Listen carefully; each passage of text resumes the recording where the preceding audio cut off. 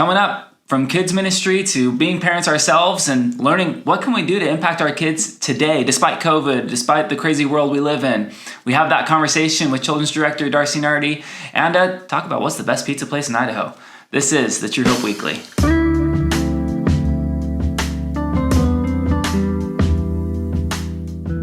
Well, welcome back to the True Hope Weekly. I'm your host, Garrett Sanchez, and I've got with me today Children's Director Darcy Nardi. Hi. Thank you so much for being with us, Darcy. Absolutely. Yeah, it's great to have different guests in here and just talking about the life of the church and what's going on in different areas. And for some of our folks, they don't make it downstairs all the time. And that is true. Some people still don't know that there's a basement. We were just talking a minute ago. It's pretty easy to get lost in this building. Yes, definitely. And I have many times. Yeah. And you were saying it would be a great place for a Nerf gun war. I'm looking forward to that one day of maybe doing a Nerf gun night just because of the place. I'm there. Okay. My son literally just got this new one that he bought with his Christmas money.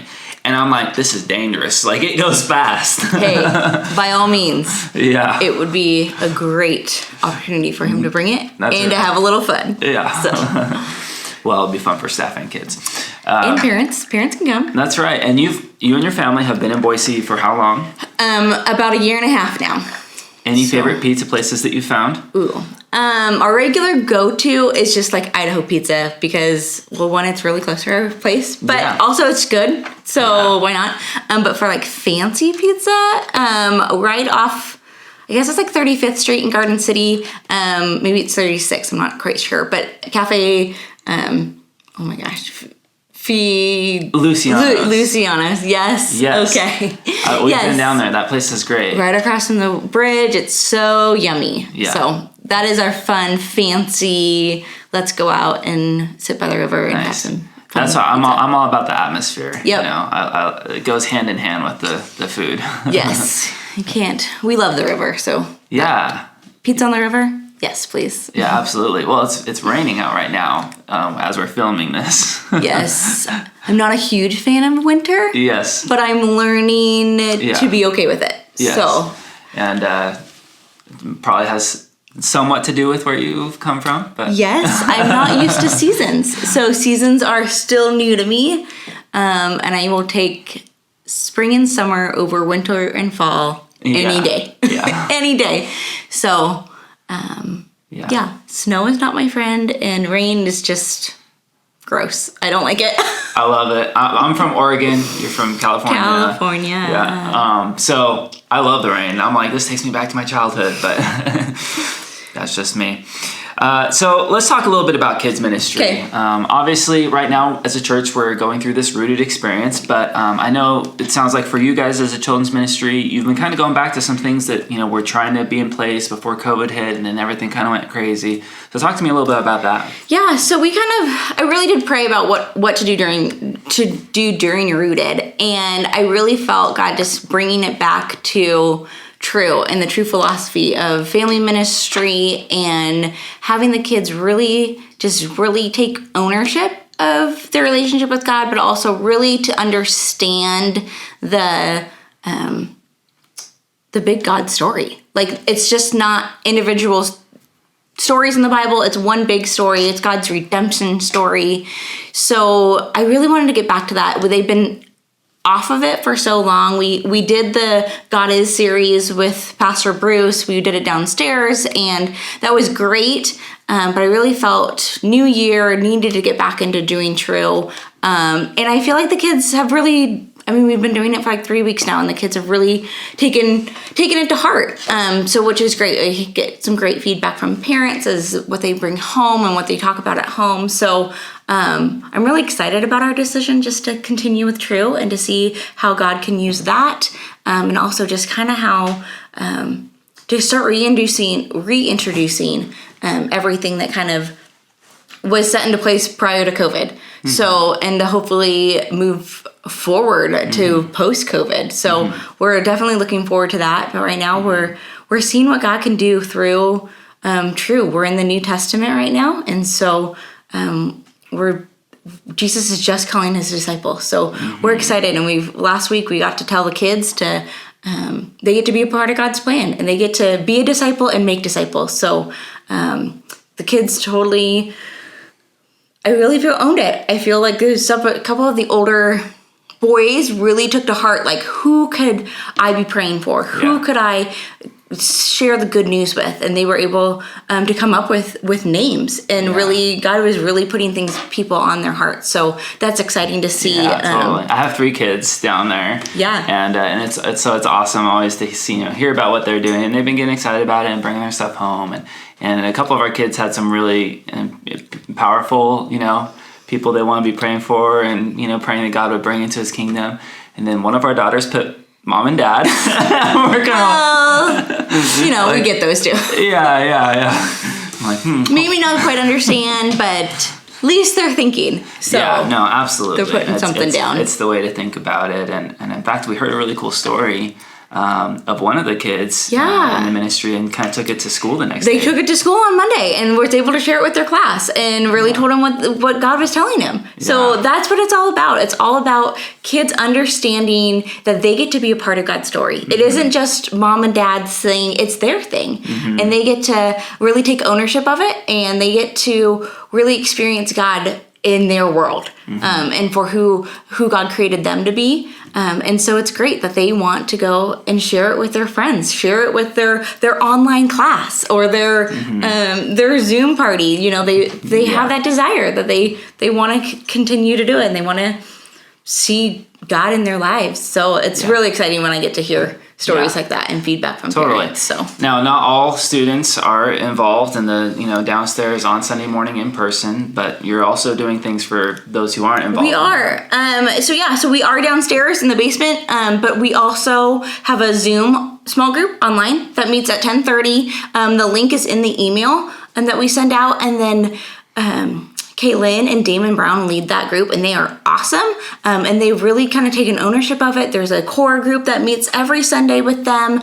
And it's for kindergarten through 5th graders. So if you guys have kind of that age range of kids and you're sitting at home, you're watching the online service, have your kids jump on Zoom, and they get to experience what we're doing here in the basement, a little different, but online, and they get to do it with other friends that they might not have seen in a while.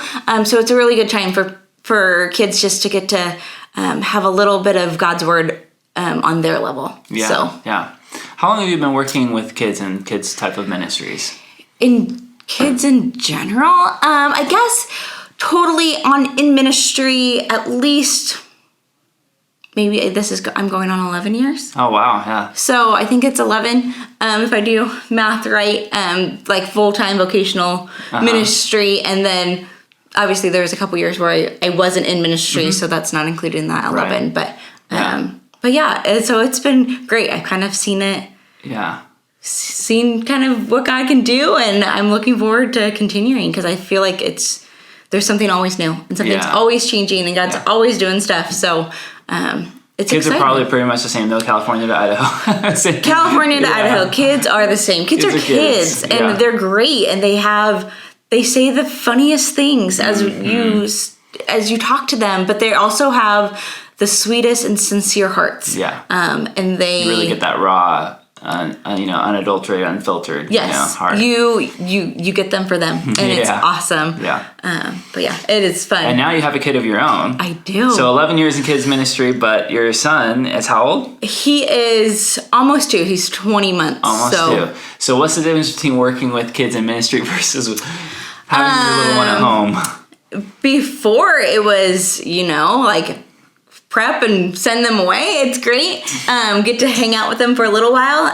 But now I have one at home constantly. So it definitely makes ministry look a little different, because now I'm balancing ministry and mom life. But it's been great. I think for us, it's really taken to heart, like everything that God has kind of put on my heart as doing ministry, first off single and then married, and now as a family. God has really taught us through it all of how powerful He is, how much that He can put on our heart to do family. Like, it is our responsibility as parents to spiritually lead. And so when I've been asking parents to do that, now it's like, oh, I got to do that. Right. So it's challenging at times. And so I feel the parents that are just, by the end of the week, are exhausted.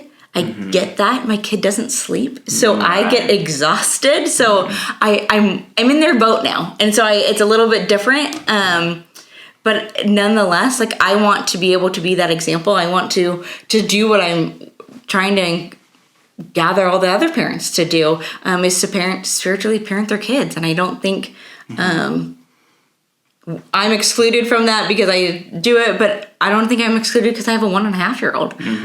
Right. There's things that we can talk about with him that he understands and he gets, that God created the leaves, that God created the rain outside. Yeah. He just says it's water, and it's great, but we can... it really does make a difference. I mean, I notice just even with our kids, as they're getting older and we're like, oh my gosh, they're all in elementary school age now, and it's like, but I do see, even just like you said, those little seeds of like being in awe at God's creation. Yeah. That have carried into who they've become, and the prayers that they pray. And it's just, so I'm thankful for that, thankful for the impact of different ministries and, just what it means to intentionally parent them, to be in awe of God, in their surroundings. And, they pick up so much of what you guys, us as parents do. Yeah. And that was, I knew that, but then when I actually had my son, it was like, oh wow, they fully understand. Yeah. Even as a little guy, he totally understands. And so,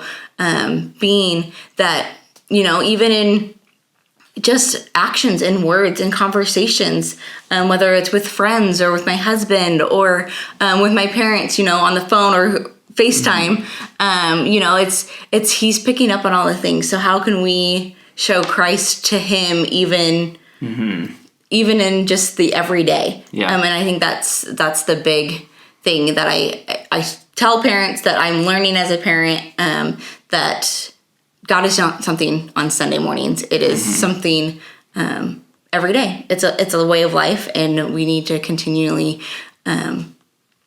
embed that into who we are, what we do. Yeah. It can be challenging, but it's definitely needs to be a priority. And that is something that my husband and I have taken notice of and said, this is what is going to be a priority for us. So.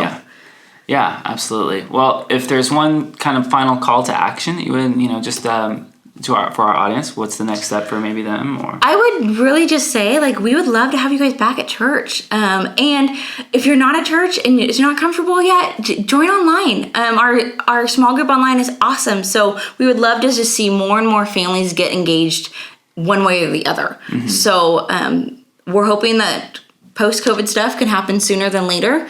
And we're working towards it. So just be involved, stay connected, and let's do this together, and we'll make a great team. And I'm excited to what God has in store. I think there's going to be some great things coming in the future. So great. Well, thank you so much, Darcy, for joining us, and for everyone who watched this video. And like she said, the link will be in the email if you receive the email. If you don't receive the email and you're watching this on YouTube or something like that, you can always go to our website, jesusistruehope.com. Click on Downtown Connect. We've got all kinds of signups right there available for you.